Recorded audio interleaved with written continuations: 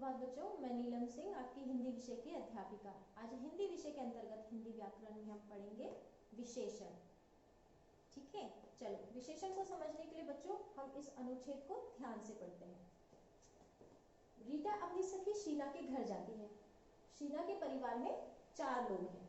रीटा उन सबसे मिलकर बहुत प्रभावित होती है।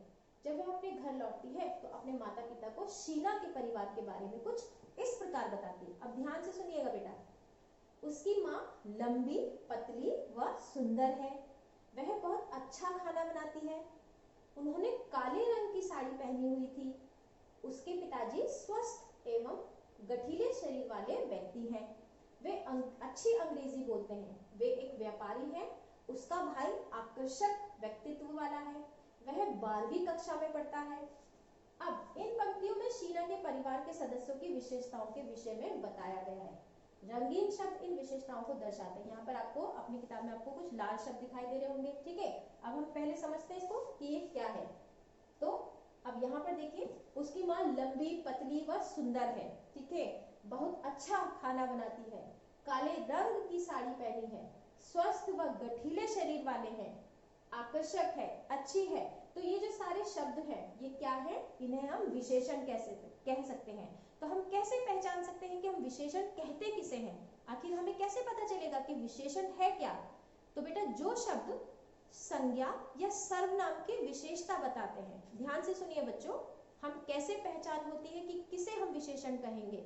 ठीक है, तो जो शब्द संज्ञा या सर्वनाम की विशेषता बताते हैं उन्हें हम विशेषण कहते हैं। जैसे हमने यहाँ पर पढ़ा, अब यहाँ पर किसकी बात हो रही है? माँ की बात हो रही है। तो माँ क्या है? संज्ञा है। ठीक है, तो संज्ञा की विशेषता कौन कौन से शब्द बता रहे हैं? लंबी, पतली, सुंदर। तो ये सब कौन से शब्द हुए? विशेषण शब्द हैं। ये किसके बारे में बता रहे हैं? माँ के बारे में बता रहे हैं। ठीक है, उन्होंने काले रंग की साड़ी पहनी हुई थी। तो साड़ी क्या चीज हो गई? संज्ञा हो गई फिर से, है ना। तो संज्ञा कैसा है? तो संज्ञा कैसी है? काले रंग की। तो काला रंग क्या हो गया आपका? विशेषण हो गया। ठीक है, अब ये जो हो गए, अब संज्ञा में जिसको हम संज्ञा या सर्वनाम कह रहे हैं, ठीक है, विशेषण जिनकी विशेषता बताता है, ठीक है, उन्हें हम विशेष्य कहते हैं। अर्थात संज्ञा या सर्वनाम जो होते हैं वो विशेष्य कहलाते हैं और उनके बारे में हम जो बताते हैं वो विशेषण कहलाया जाता है। अब हम आगे समझते हैं विशेषण के भेद। ठीक है बेटा, यहाँ देखिए ध्यान से, विशेषण के भेद। विशेषण के भेद हैं गुणवाचक, संख्यावाचक, परिमाणवाचक, सार्वनामिक विशेषण। ठीक है, अब संख्यावाचक में 2 आते हैं, निश्चित और अनिश्चित। ठीक है, एक निश्चित, अगर हमें किसी चीज की संख्या पता है, हमें श्योर है, निश्चित है कितनी संख्या, जैसे मेरे पास 2 सेब हैं, तो ये निश्चित संख्या हो गई। अनिश्चित संख्या जिसमें हमें पता नहीं होता कि उसकी कितनी संख्या है। इसी तरह से परिमाण, परिमाण मतलब मात्रा। ठीक है, निश्चित परिमाण और अनिश्चित परिमाण। ठीक है, तो गुणवाचक, संख्यावाचक, परिमाणवाचक और सार्वनामिक। ठीक है, अब इनको थोड़ा हम विस्तार से समझते हैं। गुणवाचक विशेषण हम किन्हें कहते हैं? अब जरा यहाँ ध्यान से चित्र देखिए, है ना, आप यहाँ चित्र देख रहे होंगे। ठीक है, तो आप इनको अपने शब्दों में, अपने वाक्य में स्पष्ट करेंगे। हम इसको यहाँ पर संख्या, तो आपको थोड़ा सा गुणवाचक संख्या को मैं विस्तार से समझाती हूँ। ठीक है, तो यहाँ पर अगर हम इनके कुछ वाक्य बनाते हैं, ठीक है, इनमें कुछ विशेष शब्दों का प्रयोग करके इनको स्पष्ट कर सकते हैं। ठीक है, इनमें हम क्या बताएंगे? गुण में केवल क्या आता है? गुण में आपका रंग, रूप, आकार, ठीक है, दिशा, स्थिति, स्वभाव, ठीक है, गंध, ये सारे शब्दों का हम प्रयोग कर सकते हैं। तो अगर हम इसकी परिभाषा बोले कि गुणवाचक विशेषण किसे कहते हैं, तो हम कह सकते हैं जो शब्द किसी संज्ञा या सर्वनाम के गुण, दोष, रंग, रूप, आकार, स्थिति, गंध आदि के बारे में बताते हैं, उन्हें हम गुणवाचक संज्ञा, गुणवाचक विशेषण कहते हैं। ठीक है, जैसे हम कह सकते हैं कि पानी का रंग नीला है। ठीक है, पानी का रंग नीला है। तो यहाँ पर जो नीला शब्द है, ठीक है, वो पानी की विशेषता बता रहा है। तो नीला क्या है? उसके गुण बता रहा है। तो ये उदाहरण और देखिए, माता जी ने नीली साड़ी पहनी है। तो यहाँ पर जो नीली साड़ी है, साड़ी क्या है, संज्ञा है, विशेष्य है, ठीक है, और उसको नीली जो शब्द है वो उसकी विशेषता बता रहा है। इसी प्रकार यह फूल बहुत खुशबूदार है, तो यहाँ पर क्या बता रहा है, उसकी गंध की विशेषता बता रहा है, गंध है, कैसी है, खुशबूदार है, ठीक है। तो ये क्या होते हैं, गुणवाचक विशेषण। तो हमने क्या सीखा, जो शब्द किसी संज्ञा सर्वनाम के गुण, दोष, रंग, आकार, गंध आदि के बारे में बोध कराते हैं या उनके बारे में हमें बताते हैं, तो उनको हम क्या कहते हैं, गुणवाचक विशेषण, ठीक है। आप देखते हैं बच्चों संख्यावाचक विशेषण, संख्यावाचक या परिमाण अर्थात मात्रा, ठीक। तो यहाँ पर अब एक छोटा सा अनुच्छेद दिया गया है, देखिए, माधव के जन्मदिन पर दादाजी ने उसे एक साइकिल दी, उसके अनेक मित्र आए, उसकी माँ ने 5 किलो दूध की खीर बनाई और उसमें बहुत सारे मेवे डाले। अब यहाँ पर कुछ शब्द हैं, जैसे एक, अनेक मित्र, 5, बहुत सारे, ठीक है। तो ये सारे हमें क्या बता रहे हैं, ये हमें इन वस्तुओं के मात्रा के बारे में या संख्या के बारे में बता रहे हैं। तो हम कह सकते हैं कि जो शब्द संज्ञा या सर्वनाम की संख्या या मात्रा अर्थात परिमाण का हमें बोध कराते हैं, उन्हें हम संख्यावाचक या परिमाणवाचक विशेषण कहते हैं। अब जैसे हमने इसमें सीखा था, इसमें निश्चित और अनिश्चित संख्यावाचक होते हैं, ठीक है।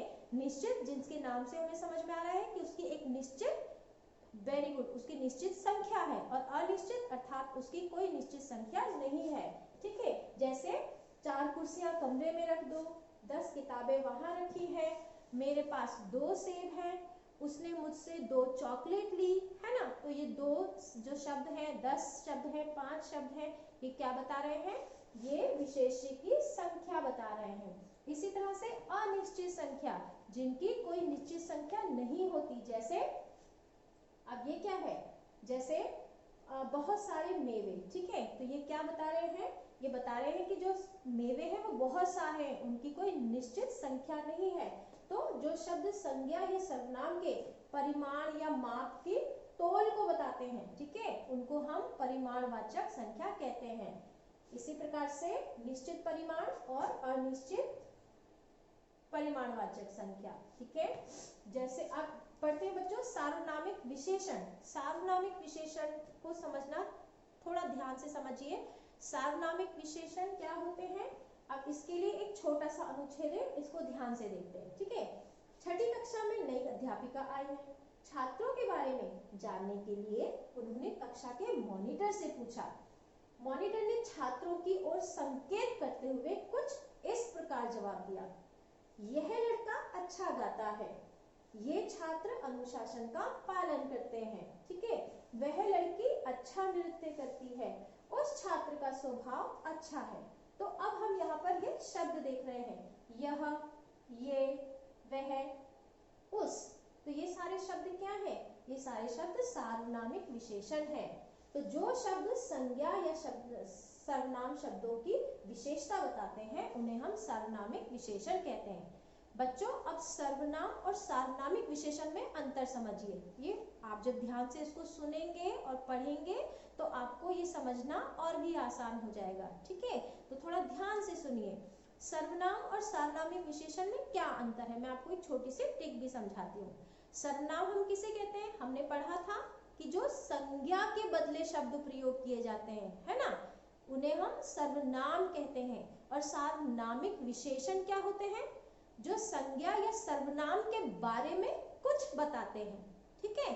अब इसको देखिए, जो सार्वनामिक विशेषण होते हैं वो हमेशा संज्ञा शब्द से पहले आते हैं। देखिए इसका उदाहरण समझिए, इस डिब्बे में 3 लीटर पानी है, तो हम किसकी बात कर रहे हैं, किसमें पानी है, डिब्बे में, ठीक है, ये डब्बा है, लेकिन हम क्या बोल रहे हैं, इस डिब्बे में, तो हम उसको क्या कर रहे हैं, उसकी ओर संकेत कर रहे हैं, उसके बारे में बता रहे हैं, तो ये क्या हो गया, सार्वनामिक विशेषण। इसी प्रकार से उन चित्रों को देखो, तो चित्र क्या हो गए आपके, संज्ञा हो गए, तो संज्ञा से पहले कौन सा शब्द आ रहा है, उन शब्द आया, उन चित्रों को देखो, है ना, तो ये क्या हो गया आपका सार्वनामिक विशेषण।